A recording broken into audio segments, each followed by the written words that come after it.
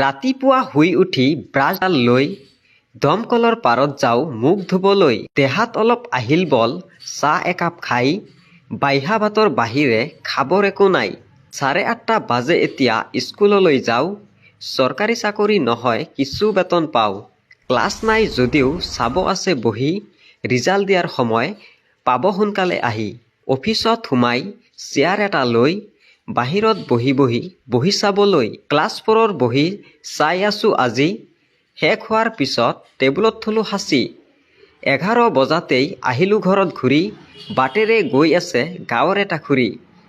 চুলিকেইডাল ডাঙৰ হৈছে, কাটাৰ সময় নাই। দাঢ়িকেইডাল নিজে কাটো, বহুত পইচা যায়। এতিয়া অলপ ঘৰত কৰোঁ কাম, দুপৰীয়া হ'লে ভাত এমুঠি খাম। আমাৰ ঘৰৰ মেকুৰী এটাৰ নাম গাল পুলি, এইফালে ডাঙৰ হ'ল মোৰ জ্বলাৰ পুলি। দুপৰীয়া হ'ল এতিয়া ভাত এমুঠি খাম। নেক্সট ভিডিঅ'ত পুনৰ লগ পাম।